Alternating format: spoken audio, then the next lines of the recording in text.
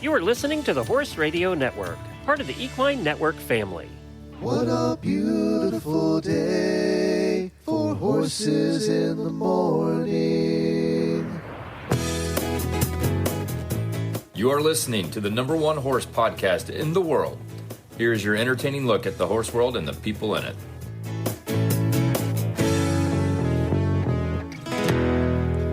Well, good morning, everybody. I am Glenn the Geek from Ocala, Florida. And I'm Jamie Jennings in Norman, Oklahoma. You're listening to Horses in the Morning on the Horse Radio Network for Wednesday, May 29th, episode 3442. Hello, Horse World. It's Wednesday, the day you start daydreaming of a weekend with your horses. We'll help you get there with more silly horse talk on Horses in the Morning.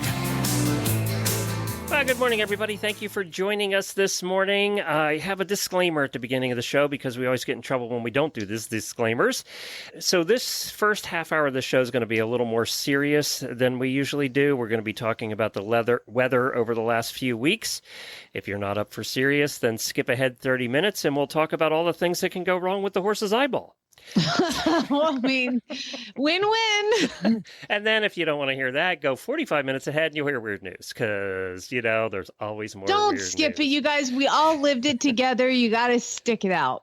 So today we are talking to Auditor Patti, who's Jamie's neighbor, and we actually met when we were visiting you, and she's going to talk about the record tornado outbreak and the sad story of a destruction at a stables there, not too far from you and Patti, actually. Mm-hmm. We're going to discuss that. Also, Dr. Richard McMullen is going to come on from Auburn University and chat about horses' eyes. You have some weird news. What else do we have? Well, remember, there was a chicken auction on Saturday. Yeah. Seems like 10 years ago. Yes. I know. And I might have made a mistake.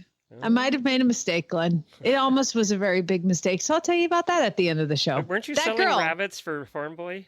Farm Boy decided to create a rabbit breeding operation and then left for the summer and left Ginger and I responsible for the rabbits, and we're taking a cut, but we had to, the chicken auction also sells rabbits. So I can't wait you'll to hear about this. that. All right. Yeah.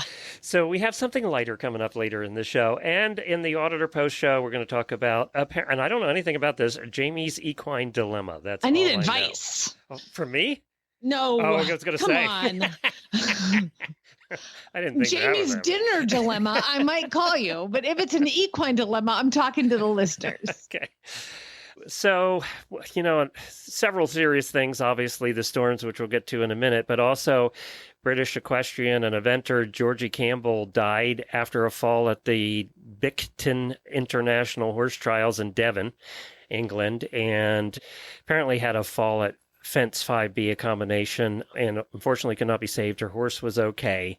She's 36 years old. She was 2 when she first started to ride, taught by her mother, Debbie, a former Great Britain endurance rider. And she was a top-level show jumping rider before turning to eventing. She competed at Badminton, Burley, and Poe 5-star events, so she was well known by American eventers and British, and also the New Zealand eventers all knew her because she married Jesse Campbell, a member of the New Zealand team for the Tokyo Olympics in 2021, and they just got married 2020, I think. So our best to, our condolences, and we're thinking about the family and all the connections of Georgie this weekend. Make sure your vests are up to date, your helmets are up to date. Wear your vests, wear your helmets when you ride. And she had all that. She did. Yeah, I'm just saying for everybody else. Just be careful. We love all of you. Yes, we're not losing any of you. Daily Whinnies.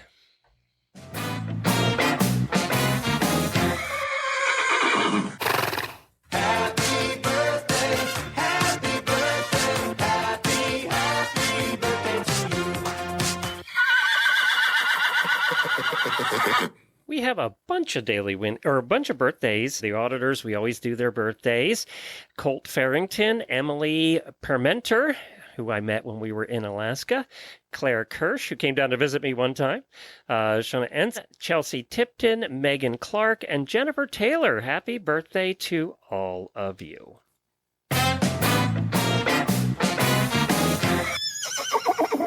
Okay. Happy 14th anniversary to my dear sweet husband. Is it really Yay. 14 years? Yes. Because you got married right before we started the show. Uh-huh. Yeah. Ah, Yeah. Like right before. I can't believe we've been doing this crap this long. That's a reminder. But yeah, 14 years. And do you know how we're celebrating? Thank you. Do you know how we're celebrating our anniversary? Don't know. We're having a child's birthday party. Oh, that's here right. at the house. Yeah, with all of the children coming to visit. So we got married on Memorial Day weekend, and I was like, this is going to be great. I am going to have a 3-day weekend near my anniversary for the rest of my life. It's going to be awesome. And then I had a kid on May 31st. So everything's about him. So tonight is the party. And to be fair, like, again, we planned the whole thing, sent out the invitations. All his couple friends that are going to just come over and hang out and play games and spend the night. We basically have like a live Chuck E. Cheese at the house tonight. That's what we're doing. And we sent out the things, and I just sat down and I was like, okay, May 29th. Crap. And I was like, Chad, did you realize that we just did this whole thing on our anniversary? He was like, oops. I'm glad to hear we're not the only ones that forget our anniversary sometimes. I tell Chad, I'm like, listen, here's what's important to me. My birthday, obviously Christmas, and by God, Mother's Day. You better do something nice on Mother's Day, because that has been the hardest thing I've had to do yet. But the other ones, Valentine's Day, whatever, anniversary, cool. Like, we'll just, kiss under the mistletoe or something. I don't know. But yeah, it doesn't matter. So happy anniversary. But you made it 14 years. Yeah. Pretty awesome. I always say being married's the thing I've done the longest in life. I've never done anything else that long. So. I just remember when I was like, oh my God. He's like, congratulations. I've been married to you the longest. And I was like, yay, I win. I win. I don't think his other was anything near that long. I don't think so, but I mean, it happened quite a while ago. But I remember him telling me, he's like, "Hey, congratulations," because he married his high school girlfriend, so they were together. Like Oklahoman. I know, and they were together like all through high school and college, and then married. So I was like, "How long do I have to go before I beat this bee?" All right, well, let's get serious here for a little while. So this outbreak of tornadoes has been unbelievable.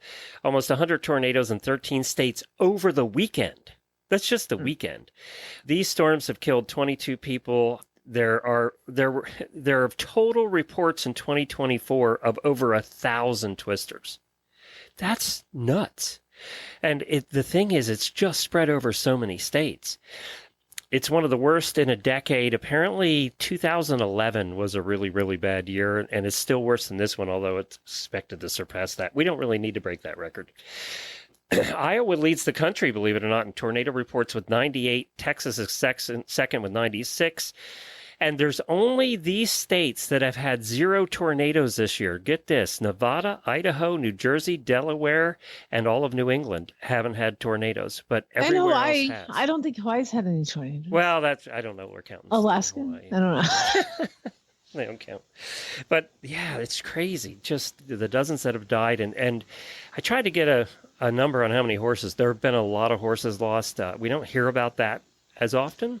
Well, I have an update on Will Rogers Racetrack. It's up in Claremore, Oklahoma, northwest of Tulsa. And that's where the guest was actually, when we're talking about Staab Equestrian, that's where they are. But the tornado direct hit the racetrack. And I mean, there's so many people that live there in campers, and the campers were destroyed. Barns were destroyed. The grandstands were damaged. And here's the miracle of it, because you got to, in these situations, you have to look for the bright spot, because you can't change the terrible things. The bright spot is the meet ended a week ago, and there would have been hundreds more horses there. All left.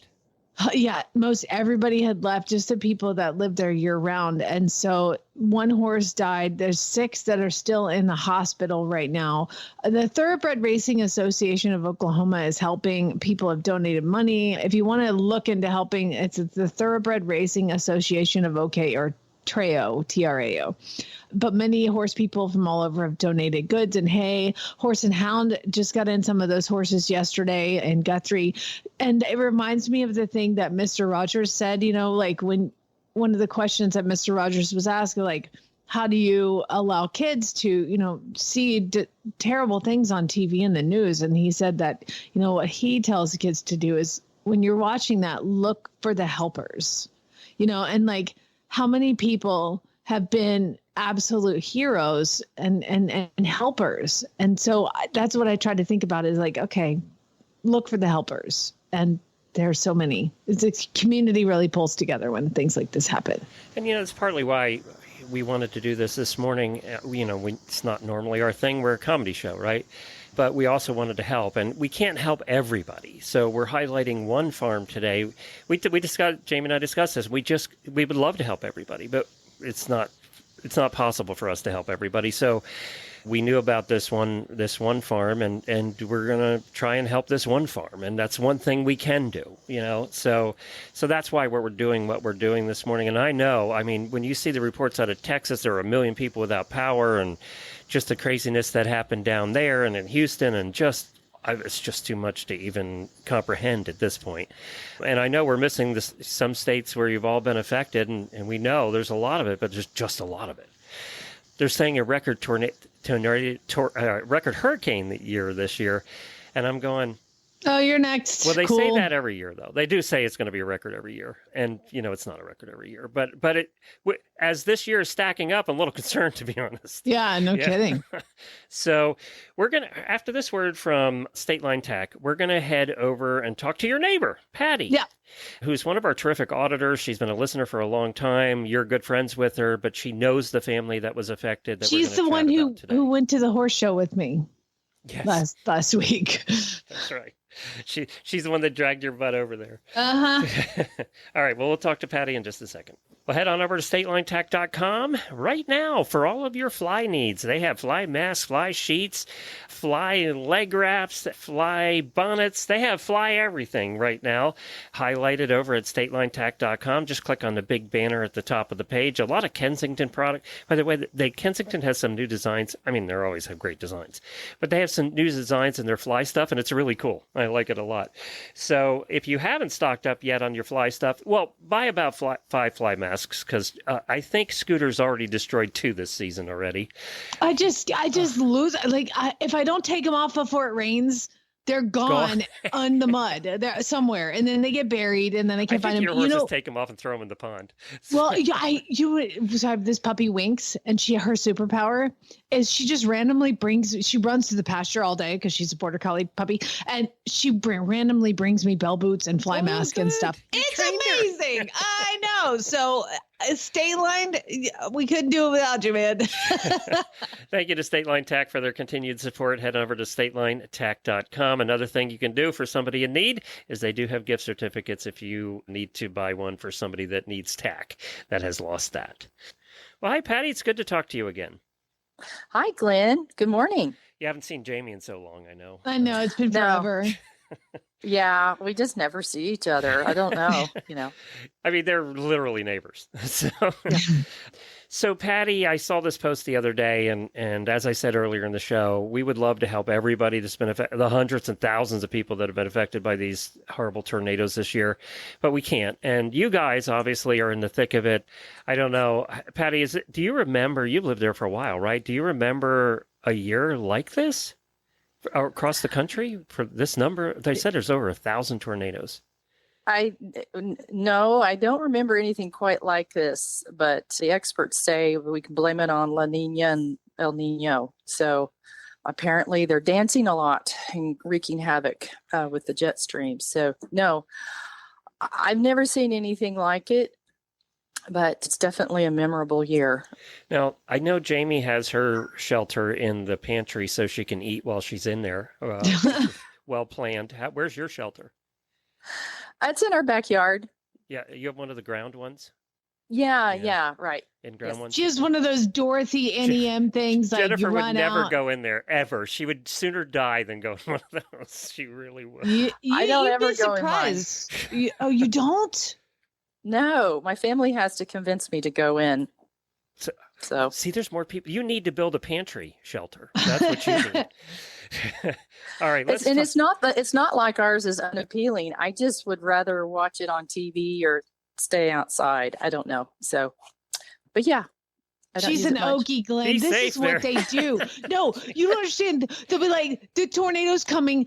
Chad and I, Lucas and I are in the shelter with all the dogs, and Chad's like standing on the front porch, like, yeah, there it is. And that is what all Okies do. Patty, are you that kind of Okie? Yes, I am. Unfortunately or fortunately, yeah. I just can't help myself. It's like all these videos you see of people on their front porch and the tornado's coming towards them, and at the last minute they decided they probably should get off the front porch as stuff's hitting them in the face. You know, it's like, you're that person. Well, yes. was this Saturday night that this outbreak happened that we're going to talk about? Yes. Okay. Yes. Saturday was one of those high warning days. The National Weather Service that predicted some really bad storms could happen. And it was this past Saturday. And where is Claremore from you? Okay. I'm in central Oklahoma, which is Norman, but Claremore is north of Tulsa, which is northeast part of Oklahoma. And Claremore is just north and east of Tulsa, about 40 minutes away from there. So it's northeast Oklahoma. It's where that track is, Jamie, you mentioned? That's yes. Yeah. And is it horse country up there? Is it horse country up there? Yes. Yeah. Yes. It's horse country. It's horse country. There's the racetrack is up there. I know quite a few people that have horses up that way. All right. Well, let's talk about your friends. First of all, what's the name of their farm? It's Staab Equestrian. And it's Abby Staab is the owner? Abby and Mike Staab. Yes, okay. A young couple. And you said they're fairly new to this farm? They were just getting it? Yeah, they just bought it a little over a year ago. It had been at one time in its heyday a high-end dressage farm, but it'd been, run down and needed a lot of TLC, so they managed to acquire it a little over a year ago. So what happened to them that night? Okay, so that night they were not home when it hit. They were on their way home. She had volunteered down at a horse trial in Weatherford, Texas at Willow Draw, and they were 30 minutes out from home, I guess, when it actually hit their farm. But they were aware storms were coming, but they were not home at the time. I don't know if that's better or worse. It was worse. Yeah. That's what she said. Okay. She because you feel helpless. They had just hired a farm, manager about a month ago, and he and his wife were trying to scramble, but this storm was so quick to form, there wasn't a lot of time. And what happened to their farm? Their farm was directly hit what appears to be an EF3 tornado, and their farm and the surrounding homes in the area.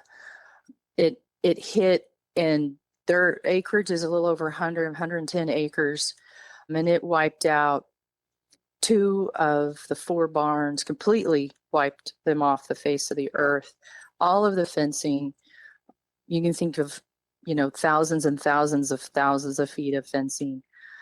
They had 2 rental homes that were completely destroyed, and I don't believe anybody was in those at the time, luckily. And as far as we know, no person was hurt that was on the property at the time.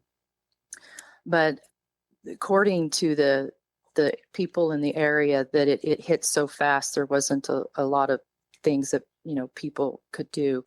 But it came in with such force that if you can imagine, all of that fencing wadded up and spread out all over the place. The barns, the shed rows, they had the horses that were turned out. They had paddocks with shelters, and it's such a mangled mess. You don't know what was there. Now, the main house was completely spared as far as major damage. And there's a covered arena that it appears like it was spared, but the closer pictures were it's fairly mangled too. And there's a large barn next to it that the roof was torn off, but the main structure is there. But those little structures were right in one corner of the property, and everything else was kind of spread out, and it just looked like something came in on that 100 acres and just swirled it around and squished it all up. And they unfortunately lost a lot of horses.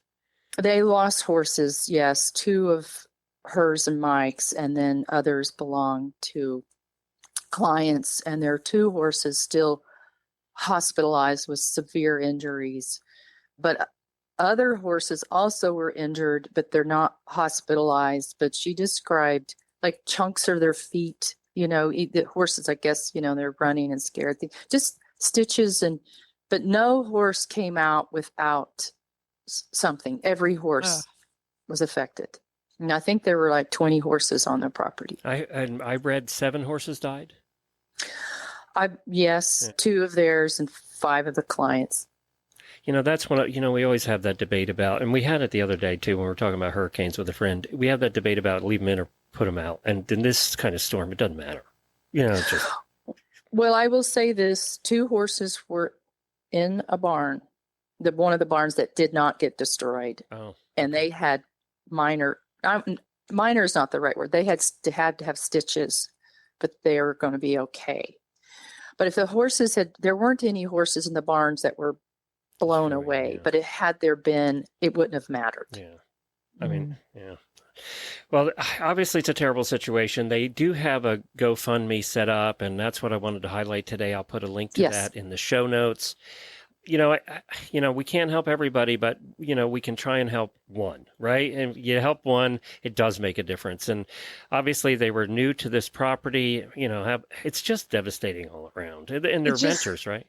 It's heartbreaking because, it makes me think of Chad and I. You buy a farm and you work and pour just sweat equity into every inch of it. And then to have this happen is just utterly heartbreaking. So, what are some of the ways that we can help, Patti? Okay. So Glenn's already mentioned the GoFundMe, which will help with the, the income gap. As I mentioned, there's 2 rental properties. They can't rent those out anymore. All of the boarders are gone. There's no more income coming in to support the farm. So the GoFundMe is a big help. But also there have been friends posting on Facebook. If somebody lives in Northeast Oklahoma, there's ways to help. They're organizing another cleanup June 1st, which is Saturday, from 8 to 5. And they're asking people to bring, gloves and wheelbarrows. So this kind of cleanup is, for instance, fence posts are all broken off, right? They're wooden fence posts broken off. They all have to be out. They all, and there's thousands of feet of it. And they have machinery to pick up the big stuff, but you need hands and wheelbarrows to pick up the smaller stuff. And you can imagine 100 acres covered in debris. And not just their debris, the neighborhood that's nearby, all of the house crap that's there. So it's going to be ongoing, and the insurance people already told them it's going to be 2 years before, anything is completely finished. I read one of the storms in Iowa. They found debris from a house 100 miles away. Yeah. I mean, it was 100 miles away, and it was debris from a house that was 100 miles away. Yeah, it travels. It is crazy. Yeah. She said she found one of her cross-country jump sets. They're building a cross-country course, just started it, and one of the jumps was over a mile away in a tree. Oh my God. So this is so sad. And the thing is, this is one of hundreds of farms, that Texas and all over the middle part of the country to Ohio, just everywhere. It is. And I recommend, if anybody hears of farms near them that get hit with things like this, just go out, spend a day helping to pick up little pieces, because machinery can't do it, but you can with your hands and gloves. Well, Patti, thank you for joining us today. I will put a link to the GoFundMe in the show notes, so you have it there.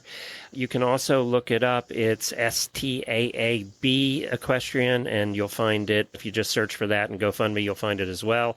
That's Staab is how you spell the last name. Abby is her first name. Patti, thanks for joining us, and you guys be safe. I'm always worried when I see the Oklahoma weather and it's heading toward Norman, which we joked about before Jamie moved there, that she was moving to the tornado capital of the world. And then the first couple of years, it wasn't too bad. But Says the guy who wasn't here. Patti, thank you. Appreciate it. You Be guys safe. take care. Thank you so much. Yeah. Really. Thank you. Be safe. Well, I certainly appreciate Patty's such a good person, and I appreciate her coming on. There was a picture that I'm going to use in the show notes from the farm that I have never seen before. Horse trailers are built tough. They have to be. And there's a picture of, apparently their huge dually was hooked to the horse trailer, gooseneck, and it got toppled over on its side. But the roof of the horse trailer was completely gone. Yeah. I have never seen a roof come off a horse trailer like that. The entirety of the inside of the horse trailer is also gone too. All the partitions, all the Everything. tack room, everything. It's just, it looks like a shell of it, like a kid's toy. At You first, know? when I looked at it, I thought, wow, they have a bare horse trailer. There's nothing in it. It's like one big box stall.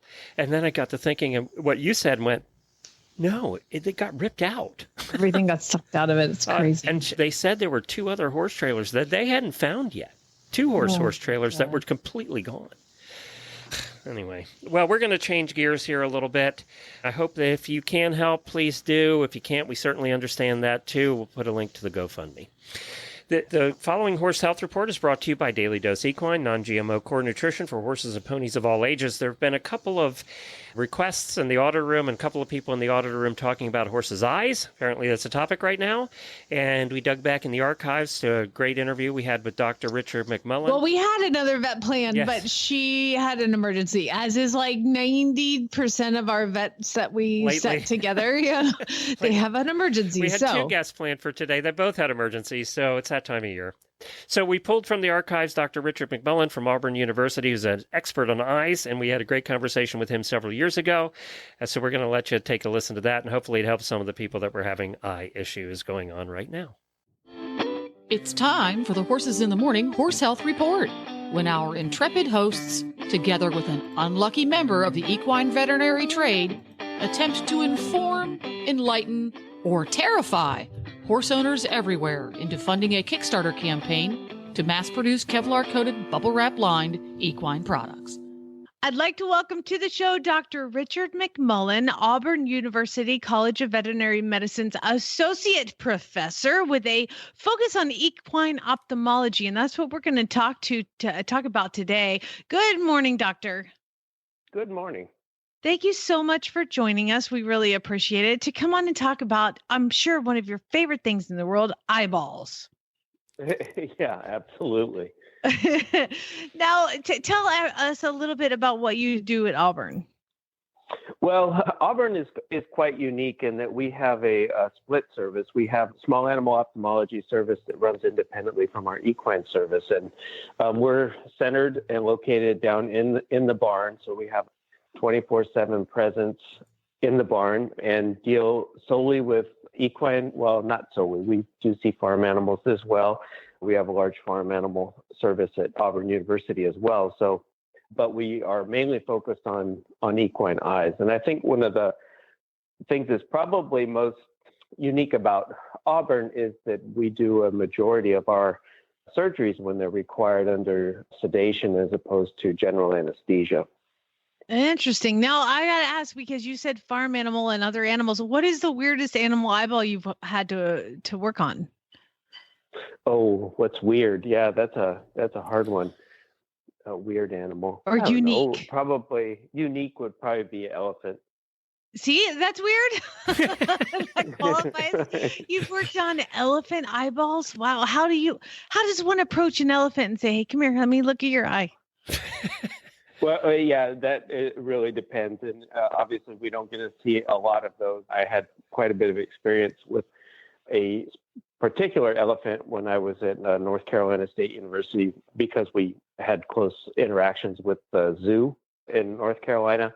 And then also some circus elephants or privately owned elephants are often smaller Asian elephants and are trained really well. And so it's mainly up to the trainability of the animal and how well they respond to their trainers, for sure. Okay, I have to ask. I can't let this go. But we don't see those very frequently. Yeah. I can't let this go, Doc. So elephant eyes, do they see real well, or are there other senses that they don't see real well? I don't know. What about elephants? Yeah, I think that's a hard question to answer accurately. Do they see well? So any animal that has an eyeball has a potential to see. Now, they may happen to not see as well in focus as we do or the same colors, but vision is an important sense for most mammals. I guess let's restrict it to that. That's probably easier. And so their vision is certainly different. And with the lateral placement of their eyes on their head, similar to horses, they have a very large field of view and are able to see almost, an elephant less so than a horse, but about 270 degrees around them, which is certainly much better than what we can see. Our focus is mainly in front of us. Okay. So he comes on a horse show and starts talking about elephant eyes. Sorry, we like weird stuff. It's fascinating. Well, it's easy to get sidetracked too. So, well, going back to the horse's eyeball, what are some of the things that, okay, my horse's eye is runny, my horse's eye is cloud, my horse's eye is this. When should I call the veterinarian in when I see something? Like, what are some things I would see on my horse that would make me go, okay, time to call the vet? Yeah, that's a really good question, and I think one that is fraught with confusion. So, if your horse's eye is tearing and running a little bit, that's not cause for an emergency immediately. Now, if that continues to persist and it doesn't get better, then it's best to call someone in. I would usually give that a day or two. If it's just tearing and you see a little bit of tearing and it sticks around for longer than 2 or 3 days, then I would have the veterinarian come out.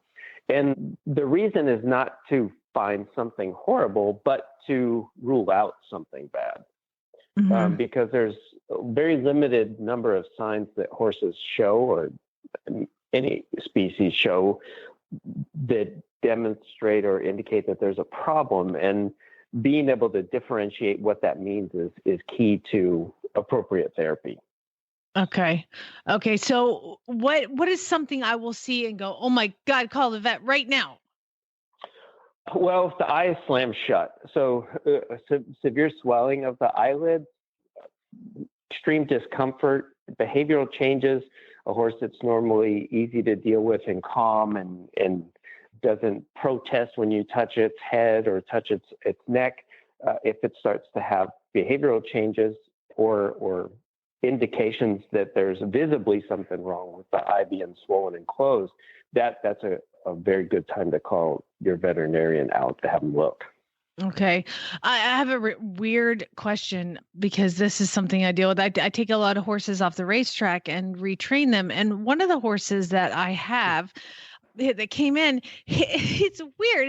It's like he must have suffered an injury when he was young because his skull is kind of malformed. And I say that in like right where a unicorn horn would pop out, he has a little bump. And I like to say that's where his horn is growing. But with that, there's like a little indentation to, like, say the unicorn horn is coming out right in the middle where the whorl is. And there's a little dent to the right. And that eye is a little teary all the time. Is that something you would go, oh, you have the vet look at it, or no, it's just kind of something that he's going to deal with? Well, I think that becomes a situation where if it's not causing a problem, it's probably, obviously the constant tearing is something that draws your attention to it, but that might not be a tremendous problem for the horse. It might just be due to some previous injury that caused a disruption or a compression of the nasolacrimal duct, the draining tract from the eye that leads down to the nose. There may be compression in the bony component of that tract. And so that would be something that, for peace of mind, it would make sense to have that evaluated by an ophthalmologist. So someone who specializes in eyes and more importantly, works with a lot of horses. And the reason being is that it's a lot easier to figure out if that's something that's going to cause problems down the road or not. And I think sometimes a situation like that, if there's nothing out of the ordinary after your veterinarian evaluates the horse initially, there's not any reason to hurry to get behind something like that. But in order to really identify the problem, it probably needs a little bit further workup and more examination, and not necessarily with a bunch of different tests, but comparing experience levels. It's, how often is someone looking at a problem like that, and then what kind of experiences or comparative cases do they have to base those findings on? Well, what my husband heard is that it's not an emergency call, so he appreciates that. Yeah. But yeah, Absolutely. good point. Well, that's a hard thing. Yeah, To know. obviously. Well, so what is something when you do a pre-purchase exam? What are some things that you look at in a horse's eye for a pre-purchase? So I don't do complete pre-purchase exams. So I just want to specify that I will do the ocular portion of it if I'm as a consult, Right. Because the pre-purchase exam itself is a pretty extensive examination. But the ophthalmic portion of it is we look for anything that indicates chronic disease processes that may become acute. So opacifications, cloudiness in the cornea, vascularization in the cornea, also lesions that could lead to visual disturbances, cataracts, and depending on where they're located in the lens, how much are they going to affect light reaching the back of the eye to the retina? Or are they going to be lesions that are going to progress to compromised vision later on down the road? Gotcha. There are lots of changes that can take place in a horse's eye due to many different reasons. Some of them are more important than others. And so I think anytime lesions are found that are questionable, it's a good idea to have a second opinion if it's not clear cut as to what the problem is, to be able to determine if that's going to cause a problem for the horse down the road. Understood. So a lot of what you do is kind of almost predicting the future, which is always probably pretty fun. Absolutely. It certainly keeps us on our toes and reminds us that we're not very good at that either. So okay. And then as far as getting, your vet comes out to do your spring vaccinations and just give a general exam, what kind of things are you going to be looking at then? Well, I think probably the most important thing is to just evaluate the overall clarity of the eye. And it doesn't have to be a very long, extensive examination, but there should be light that's cast into the eye using a pen torch or ophthalmoscope, some sort of focused light source to evaluate the clarity of the cornea, assess the pupil response. Do the pupils move freely? Do they close when light enters the eye? And do they respond appropriately to light? And is the color of the eyes normal? So if you shine a light into the horse's eyes from an arm's length away and look at both of the eyes, there should be a similar color from that tapetal reflex. The tapetum is a part of the reflective surface on the retina in the back of the horse's eye that will cause the eyes to glow a greenish, bluish, or reddish color, depending on the horse's coat color in the reflective surface in the horse's eye. And if that's all that is clear and normal, that gives you a really good indication that things are okay. Certainly doesn't rule out, minute things or more subtle changes, but it will give you a good indication that things are okay. That's what you just said is just like knocked me down, because you shine a light. We've all seen a vet shine a light in a horse's eye, and the color that reflects back depends on what the coat color is of the horse. To a certain degree, yes. So bay horses generally are going to have a bluish or greenish reflection. And then the more white there is in a horse's coat color, chestnut color horses will be a little bit brighter, have a little bit more yellow, because they have areas of the tapetum that reflective zone is not as large. And so there's more blood vessels that are visible. And the more blood vessels that are visible, you get a kind of a reddish response. So if you have a paint horse or a a color dilute horse, one with a lot of white, they can, especially pattern coat colors, they can have a reddish reflex that is kind of similar to our eyes, but it is due to the lack of a tapetum in the visualization of vessels. That is cool. Well, Dr. McMullen, thank you so much for joining us. If people want to go learn more about eyeballs or get in touch with an ophthalmologist in their area, do you know where they could go? The best resource to find ophthalmologists are the ACVO, which is the American College of Veterinary Ophthalmologists, and also the International Equine Ophthalmology Consortium, the IEOC. That is a subgroup of ophthalmic interested individuals. So it encompasses practitioners with a strong interest in equine ophthalmology, as well as ophthalmologists themselves. And so those are both very good resources.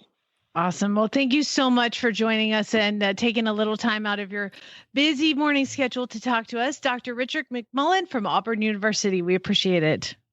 Yeah, thank you. It's my pleasure. Non-GMO whole food nutrition is the basis of the entire Daily Dose Equine program. We never forget that natural is better and simplicity is key. Our full line of specialty horse feeds is unique in the industry. We start with high-quality, non-GMO grains that are flame-roasted for safety and better digestibility. And then we add non-GMO alfalfa, timothy, peas, sunflower seeds, and flax. Your horse will enjoy unsurpassed balanced core nutrition with elevated levels of vitamins, zinc and copper, prebiotics, probiotics, and electrolytes in every mouthful. Find the perfect formulation for your horse at dailydoseequine.com. Select Daily Dose Equine formulations are available nationwide through Chewy.com and TractorSupply.com. Time to learn why some days you're embarrassed to be part of the human race. In Jamie's Weird News. Yeah, it just happens all the time. Just people keep sending me weird stories. And I would like to thank this week for sending me weird news, Delia, Carrie, April, Laureen, Charlotte, Michelle, and Julie. And those of you who sent me stories about dead fish. Thank you. The pictures were included, and I'm not doing those. There was multiple stories about dead fish, and they were all different stories, Glenn, all from different parts of the world. So, and most included photos. So thank you for that. It was a fish plague. I think I've got one fish story, but we're going to start out. Remember, if you are looking through the news and you see something and you're like, that is so weird, email it to me, jamie@horseradionetwork.com. Appropriate, inappropriate, I don't care. I like them all. So we're going to start in Austria. I don't think we've had any weird news from Austria, have we? No, that sounds new to me. So northwest of Vienna. It's not in Florida, right? No, this one's not in Florida. No. No, I'm in Austria. It's not in Florida, so we haven't had one. Yeah, no, we haven't had one. So we're going to go to Vienna and northwest of Vienna and a town called Gobelsburg. Okay, so I'm assuming that just everything in Europe seems really old, like really, really old and classic. And so Andreas Pernerstorfer was renovating his wine cellar. Now, As you do. You have to renovate your wine cellar. So I think he got this home as like part of his family lineage. And so he now lives in the house, and generations, I think, of his family have lived in there. And he was like, this wine cellar needs a little work. So he goes down. Either this happened or he is the most evil genius in the world. Okay. You decide. He right up doing his wine cellar and it's underground. And he's like, that is a really weird piece of wood that's like in the wall. What is that? And he starts kind of digging it out. And he's like, that looks like a bone. And then he remembered his grandfather telling him that when they were excavating and building the home, they found teeth at the site.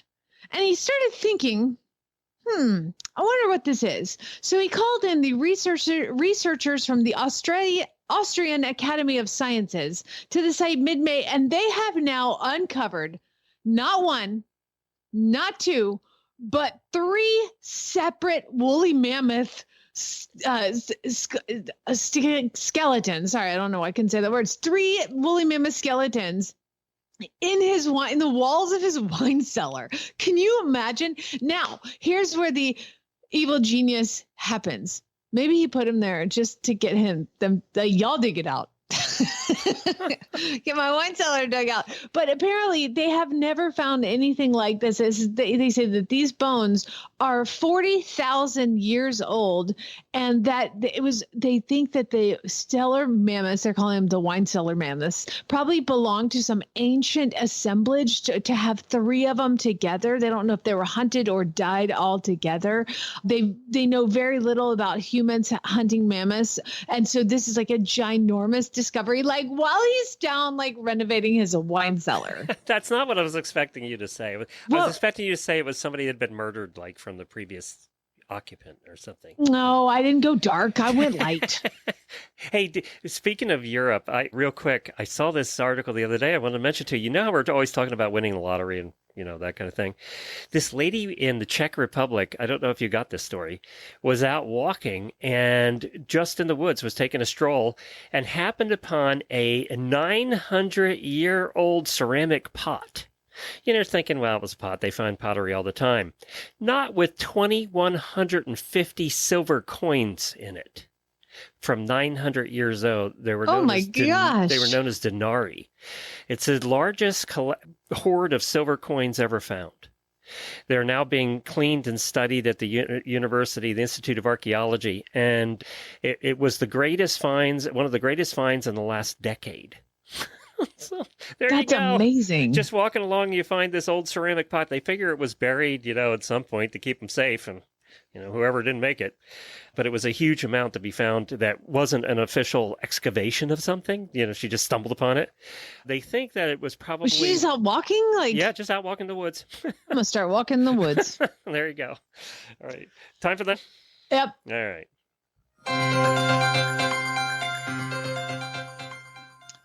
So there's a guy, he flips houses. His name is Daniel Cabrera, and he decided to do a favor to a woman that was living in a Texas home. And the house was going up for foreclosure. So he bought the house and he met with the resident of the house, a lady, and he was like, man, you know what? He negotiated in the terms that she had 10 extra days to vacate the house. Well, usually it's like, get out now. He gave her 10 extra days. So he goes back to the house after the 10 days. This is like a month later. And he's like, I can't get in the house because there is a ginormous goat tied to the front, like, entryway.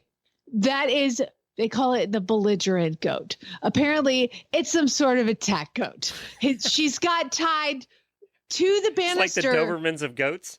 Yes, it's like the Dobermans of goats. He said Cabrera knocked on the door to try to confront her. The critter tied to the front porch lunged at him and went to hit him. Goats, some of them can be pretty big. And she's like, oh, I better get out of here. He said, his quote is funny. When I saw the goat, I'm like, oh, beep. Keep in mind, this ain't some oil town. This is not the backwoods. We're in San Antonio. It kept coming for me. And I'm like, I better not get any closer. This is crazy. So remember, he had already paid for the house. He paid the woman, and she was supposed to get out. There was an eviction sign on her door. 5 months go by. Apparently, this whole squatters thing. I don't know why they can't get these people out. It makes no sense to me. It's a problem. And I started reading further into this, that in Europe, there's like a squatters' rights organization. It's insane. It's not that. I don't get it. Yet, if somebody enters your home here in Florida and you're home, you can shoot them. You can shoot them. That's the part I just don't get any of it, to be honest. That whole thing's weird. Yeah. Well, they do have pictures of the goat. It's a pretty big goat. And so 5 months later, he finally gets the police to knock on the door. The goat is now in the house, Of course which it there are is. pictures of the goat in the house, and it looks The like Dober a goat. Goat lives in the house. There's goat poop everywhere. Apparently, the goat attacked one of the police officers. He said, that goat got me good. The officers were like, this is nuts in here. So finally, they They tased eventually. the goat. Please tell me they tased the goat. It doesn't says say. in the article, it wasn't immediately clear what became of the goat. God, it Yeah, wasn't. I bet they didn't. They weren't sweet to it. Apparently, they finally got the woman out, but she's like, fine, I'm leaving. And she walked out of the driveway. She plopped on a mattress and wouldn't leave. So she started squatting in the driveway with some of her cats, it goes to say. There were She cats did- in there too? Yes, Can you cats and imagine what goats. this house smells like by now? Oh my God. She wanted to leave because she couldn't stand it anymore. She finally got out. I guess I harassed her enough to where she finally got out, but she was like, I'm not leaving. And so she pulled a mattress out and stayed in her driveway with all of her cats on a mattress. And they said she stayed there for at least another day. It wasn't immediately clear what happened to the goat. I come back to, why can't they be just arrested for stealing, theft of house? I don't know. I If don't they know. took a plant and walked out of the house with it, it would be a felony. But, you know, living it is apparently fine. Anyway. Next story. Lots of firsts today, Glenn, but this one takes place in Florida, so that's not the first. However, so it's maths. Father Fidel Rodriguez was a Catholic church, and they're taking Holy Communion. And this is a diocese in Orlando, and Father Fidel Rodriguez is giving out communion. And he said that this woman came up to receive the Holy Communion, but, quote, appeared unaware of the proper procedure. He spoke to her before the blessing, telling her, go to confession before returning to receive communion. She left, went to confession, and she came back for the Mass. When she went up to receive communion, he said, have you received the sacrament of the penance? And do you know what her reply was? It's none of your damn business. The woman then reached into the communion tray, grabbed all of the what they call communion hosts, The wafers, the wafers, and started crushing them and squishing them. And Father Rodriguez, bless his heart, attempted to restrain the woman, like get her away. She refused to let go of the communion host. So during the struggle, the woman pushed the father. And then, in response, he reached down and bit her. Okay, I wasn't expecting that. I know. So the woman was then asked to leave the He church. was not in a forgiving mood that day. He was like, get your hands out of my bread. Sick of this crap. So following the incidents, the diocese defended Father Rodriguez's actions. They said, further, the Diocese of Orlando does not condone physical altercations such as this in good faith, but he was simply attempting to prevent an act of desecration on the Holy Communion, which as a priest, he is bound by duty to protect. And Even the priests are fed up. his quote is, I bit her. I'm not denying that. I was defending myself. No Biting charges have somebody's been not the filed. first place I would go. Is it your first place you would go? You don't know where they've been. I mean, no. No. But she put her hand in his bread and he was going to get it back. That's not where I'd go. I don't want somebody's skin in my mouth. He was protecting what he needed to protect. Take Now, some kickboxing classes. this is happening currently in Franklin, Tennessee, which is kind of where Lisa Wysocki lives. It's near Nashville, Tennessee. Yep, that's right.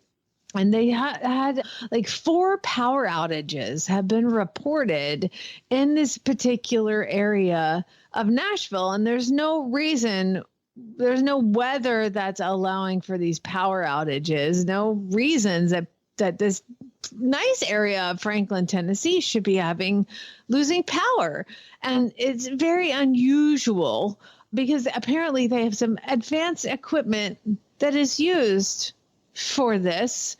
So the power guys go to check the boxes or whatever, where the main power plant, and they open it up and they're like, oh God, it's full of snakes. It's full of snakes. The snakes have been inducing power outages because they've been hitting some sort of buttons. They said the sneaky snakes, the gray rat snakes, are finding their way into the substation, causing outages by coming into contact with the power equipment, which causes it to short out. So snakes are. Were they and fried? by the Were way, they fried in there? no, they're 6 feet long. So a bunch of 6 foot long snakes have been climbing. So if you're in the Nashville area and your power goes out, don't look at your bucks. Don't do it. I got to tell you, my brother was 30 years as a cable guy, and he had so many stories of, the big boxes along the road. He said we were very careful every time we opened it because more than not, there were snakes inside. Are you serious? It's warm because all electronics and stuff. So, and they crawl in a littlest hole and they sleep in there because it's warm, it's protected and everything. He said, yeah. He said, I can't tell you. He said, the worst part is when you're 50 feet up in your bucket truck, right? Oh, geez. And then you open something, there's a snake inside. He said, that's one of the worst ones because you're like all the way up there in your bucket. Yeah, well, he said that they said that it's unusual because they have advanced equipment to deter the animal interference. Like they have like snake deterrent well, there. Apparently these snakes didn't care. They didn't care. They didn't care. Is that the last one? That's it for weird news. Well, that's not it, though. Oh, no. We have other weird news. We can go. Your chicken auction was weird news. You sure you want to hear about that? We're running out of time. No, I got to hear about this. So you were bringing Farm Boy's rabbits because he decided to be a meat rabbit producer in his backyard of the frat house. And accurate. Which just, I never ever thought I'd say that sentence. I know. So, but he left you with all of the fat rabbits, which weren't really, really fat because he apparently didn't feed them enough. And you had to bring the rabbits to try and sell them at the auction so he could actually make a profit in his meat rabbit business. And that's where we left it. You were heading to the auction on Saturday night, which is also the night of the storms, wasn't it? So, yes. Okay. Yes. Thank you for mentioning that. Okay. So Ginger, I believe she handled it. She's the one that got him into this mess. She's going to get him out. So she took the rabbits. You have to take them like ahead of time. So she took them on Saturday morning. How many skinny meat rabbits did you have? 22. 22 rabbits. I was thinking 5. And by the way, it's not that he didn't feed them. Apparently, he just didn't feed them the like super high protein meat rabbit food. He just fed them rabbit food. Right. Regular so rabbit he didn't. Food.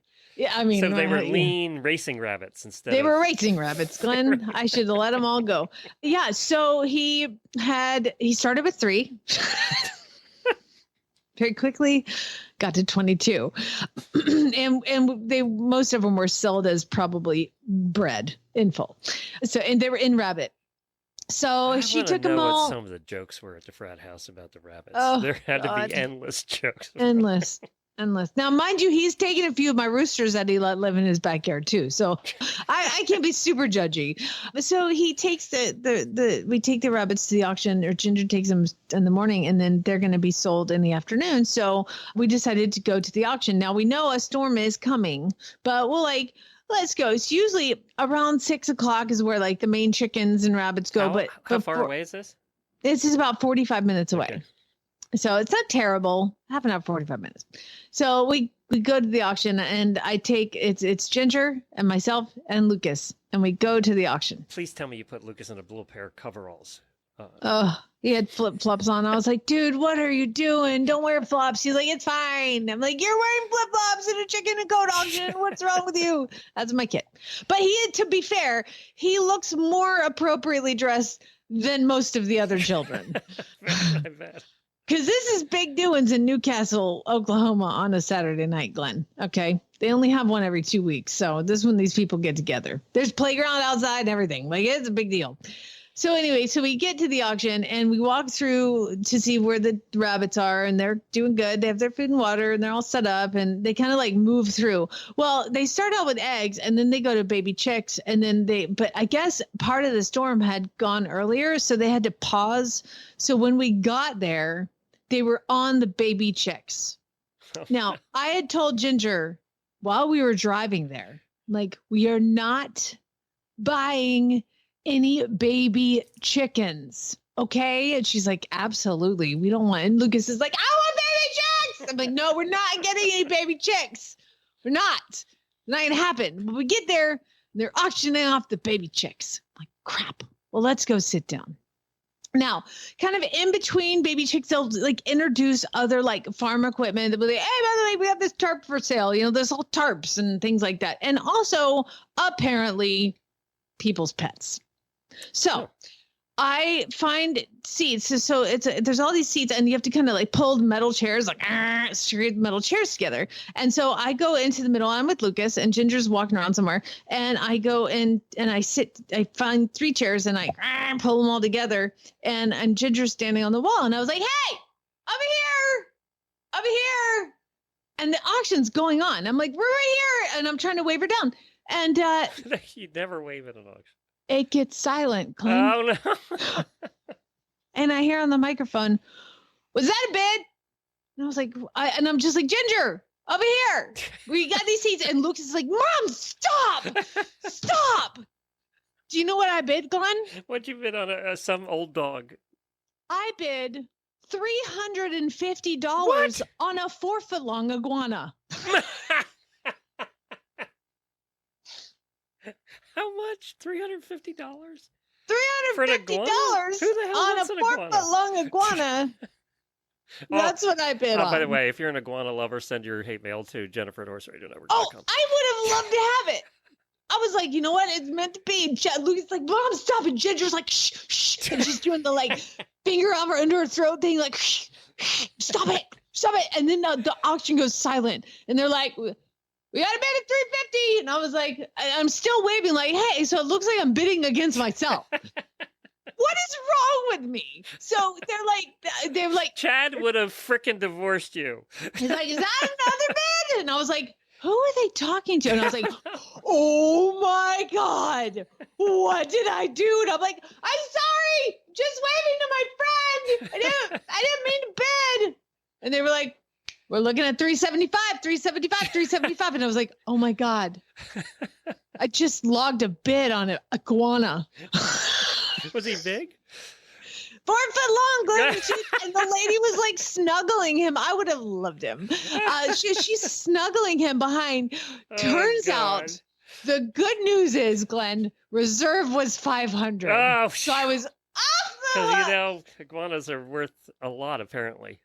I thought only people in Florida had iguanas. No, I mean, you can have pet iguanas, but you have to like really handle them a lot. Tank you need for a 4-foot iguana? Well, it included the tank, Glenn. I would have been It was fine. bigger than your truck.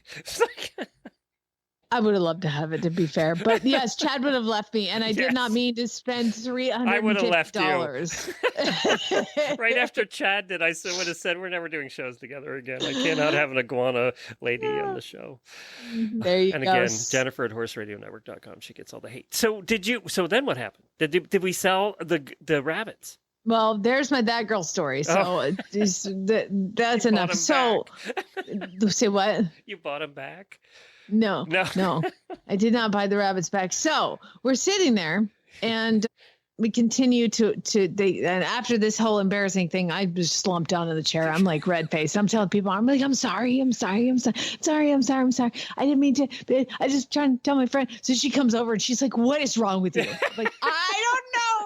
And Lucas is like dying. He's purple because we've stopped this whole auction. Like, oh my God. And they were going to go in the bed. She was like, you almost brought home an iguana. Like, I didn't mean to. Because she knows she's going to have to take care of it when you're going on vacation. That's yeah. So they proceed to auction off babies. And I said, no babies. And we came home with 14 babies. You got 14 baby chicks? I got 14 baby chicks. How many chickens do you have now?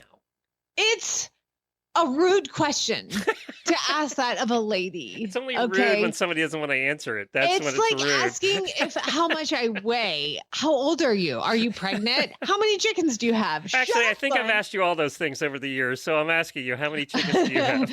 Well, I'll tell you what. I have 14 babies.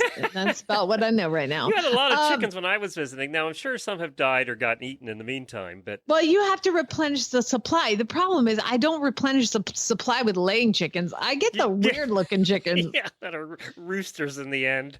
I got some Polish chickens. I got some silky chickens. And they were like, Silky, we got silkies, one of each color. And I was like, I'll take them all. Okay, please, please, please, for the benefit of the show, take your chickens to a chicken show sometime. I want to know what happens. I told at you, an somebody Oklahoma said, chicken show. somebody said you can go to a show. You can show. And I was like, that sounds awesome because I have a really pretty silky. And I was like, I could take her to a show. And they were like, yeah, you win money. And I was like, what? I earn money taking chickens to a show? I'm like, what is first prize? And she's like, well, I took my chicken to a show last year and I got first prize and it was $12. I was like, oh my God. I think I'd rather die. So do you know what they do at a chicken show? Does anybody know? I want to have somebody on that has showed a chicken. If anybody listening right now they have a chicken show at the county fair and the chickens are there and the judges walk around and you kind of pull them out and you show them like a dog. I gotta have somebody in our audience has showed a chicken. We're going to have you on the show. If you've showed a chicken, you email me at glenn@horseradionetwork.com. All right. If you showed a chicken. So you know how many people are going to message? None. So anyway, the rabbits are still quite a ways away, and we bought 14 chickens, and there were some other ones coming up that I really wanted. And then we look at the map, and we're like, oh, we gotta go. So I had to pay for the chickens real quick, put them in the cab of the truck, of course, because they're babies. You can't put them in the back of the truck. So we have to hustle home, and we are 45 minutes from home. So we have to head northeast, and the storm is southwest of us, and it is coming towards us. So I'm looking at the Ginger's driving her truck. Lucas is in the back holding 14 baby chickens, and I'm like, drive faster!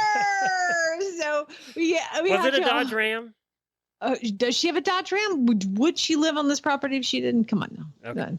She got on it. So anyway, no, I'm just kidding. But it is a Dodge. So she hauled safe in the tornado then, as we determined. and no, I don't think we would have. So she hauled home, and I was like, drive, go, go, go. So we didn't get to stick around to see if the rabbits sold. So the Monday morning Sunday morning we messaged them, and the rabbits did sell.